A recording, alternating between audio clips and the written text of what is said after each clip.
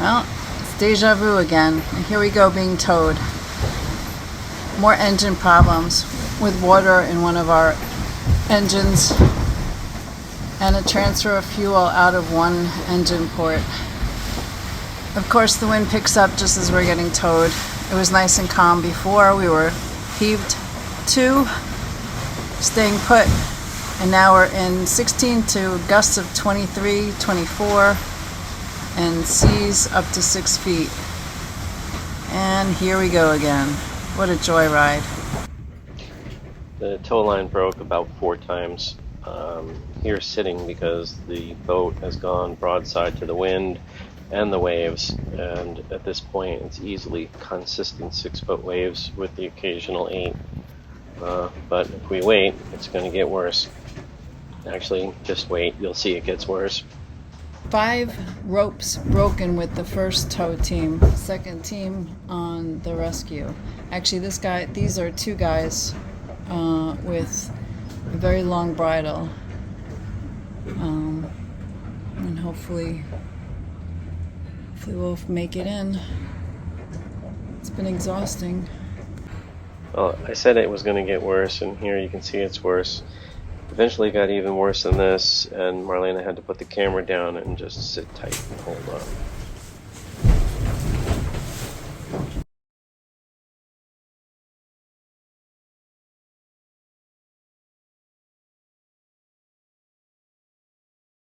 We were towed in because we had both tanks contaminated with water again.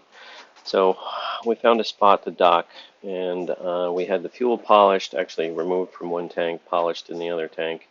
I replaced the fuel filler caps, the fuel filler lines, and then we had a chance to actually enjoy Fort Pierce for a while.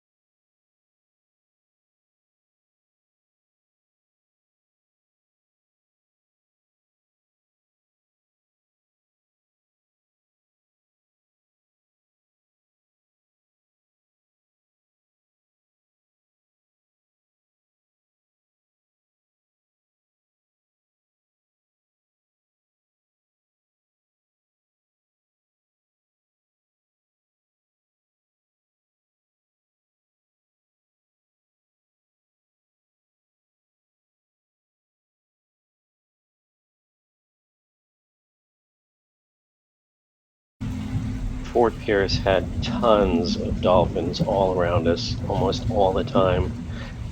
So we have to have some footage of dolphins.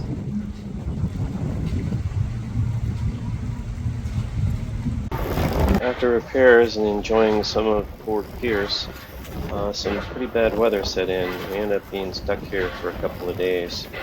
You can just barely see that mast about to break.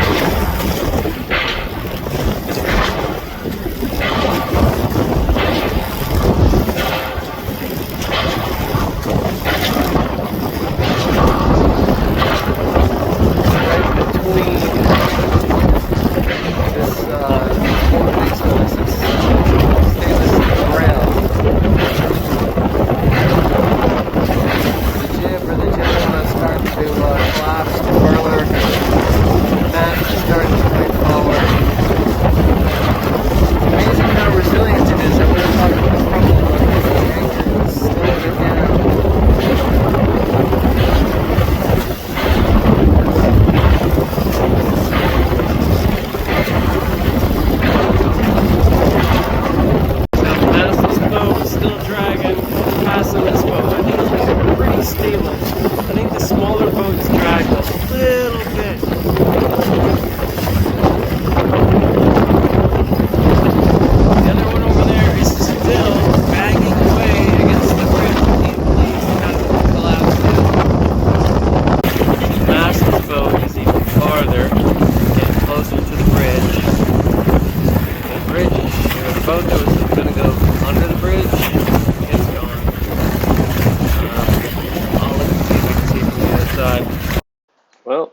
we're stuck here and it's bad weather, time for some upgrades and repairs, starting with the new spice rack.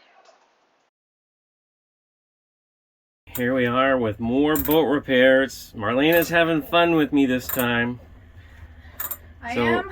Yep, you are. This is fun. This is only because it has my princess seat involved. Yes, the princess seat is leaking water. Probably for years. Definitely for years. We can see how it had been bent, and the bolts are rusted. But it only leaks when we're getting hit with heavy waves. So we noticed there was a lot of water down here where Marlena's knees were when we were in some really rough weather.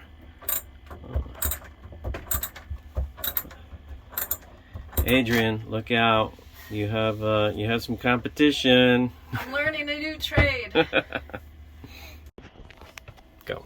This was the hardest one to take out, and it was because it was all the way at that tippy point in the peak berth. But on top of it, it's crooked. Look at this thing. No wonder there was a leak. This is terrible. The whole thing is like really messed up. The dolphin chair was struck by something at some point. Wasn't us. It's always been like that. I was struck by something. I thought you said stuck. It was struck by something. It was struck by something. Yeah. God only knows. And somebody knew it was leaking. That's why there's all sealant smothered all over it. But this bent screw or bolt does not help. Does not help. No. This is what led us to the dolphin chair. This has a little arch to it. It was bent up. We can see the dirt's getting under there. Somebody tried smothering it with sealant instead of rebedding it. So that's no good. This one was also bent. Again, same thing, smothered with sealant instead of rebedding. And this one over here is a little tiny bit bent too. You can see that this one's all dirty and rusty inside. So as we look at the dolphin chair, I think there's a slight bend right there. And it always looked like it went not vertical. I don't know if you can see this, but this has always been not vertical, and that front lifeline has always been droopy. Okay, job well done. Everything is rebedded. See that? That's good. Marlena did a great job. So I've been catching these catfish, which are called trash fish, and they're actually quite good. But this is a sail catfish. It's a sail catfish because the dorsal fin is so so much longer. So this is supposed to taste better than the other catfish that we ate. Wow. So be careful because they're really sharp. Yeah, they're sharp. I know how to handle catfish. I've been handling catfish since I was 10 years old. So, that's it. Finally leaving Fort Pierce. Looks really calm in the inlet. The waves way out there look pretty rough though.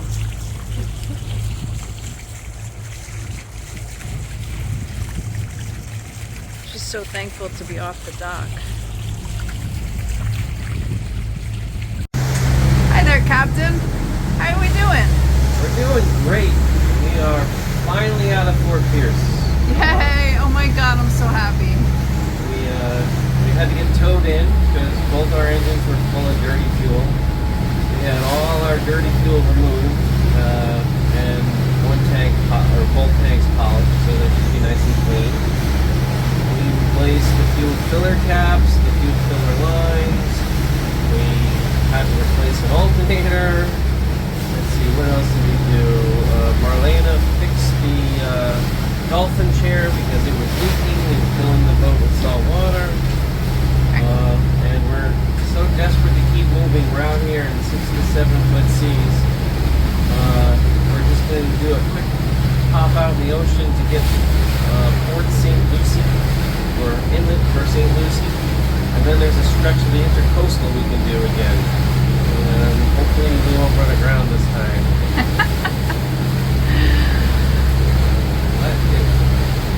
It looks... Fort Pierce was nice, but there was a lot of repairs going on. So we were lucky to find a dock to take us docks that we talked to that had space wouldn't take us because we were getting towed in. They didn't want to hear anything about a disabled vessel on their dock. That was that yacht club. Do you remember its name?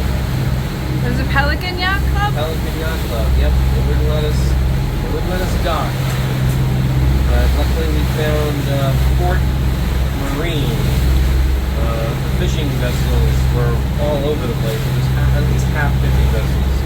But they were used to people working on their boats, and they took us in. It was the last spot, too. It was the only spot they had open when we were elected. But 3 hours to go to St. Lucie, and then we'll be navigating down the Intercoastal. Yay! I'm still holding on. It's kind of rough out here. It's rough out here, but you know what's nice? It's warmer. It's warm, and it's a gentle roll. It's not, the periods, for the most part, they're quite wide, so it's not that too uncomfortable. It's not that easy, though. I'm standing down here, and I feel Yeah. like I'm bouncing all over the place. Yeah, we do have to hold on. Yeah. All right. All right. Catch see you later. Bye. Bye.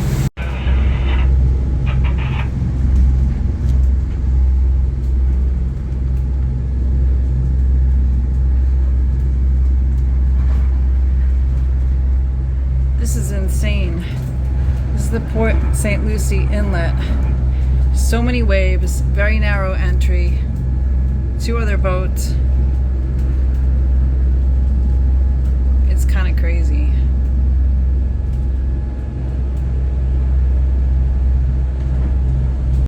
Want to comment about this? This is quite difficult. We definitely in this inlet are getting like 10-foot waves. And when we slow down on the way up, we slow down to almost no speed. But we are doing 8 knots through the water.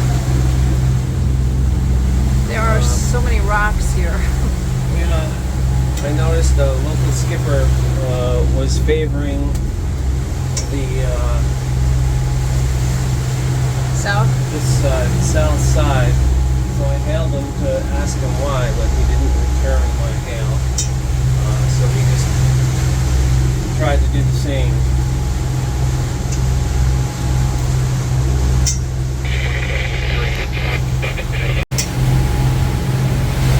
These rocks are really close to us.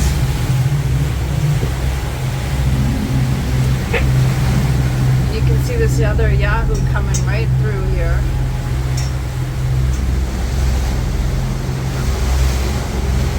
Don't know why, but for a second I saw -1 on the depth. Huh? Captain, this is the Coast Guard. I'm kind of busy videoing. Do you want me to look for the next set? I will. I'm just kidding. Well, I keep thinking to myself. I just remember Michelle saying, "Just all you have to do is stay afloat." And we just heard the Coast Guard say there were people in the water. So Yeah. That wraps up our trip from Fort Pierce to the St. Lucie Inlet. It was quite a challenge to get in there, as you can see. Hopefully we captured some footage of our very short ICW trip, which if we do, that'll be our next video. Thanks for watching.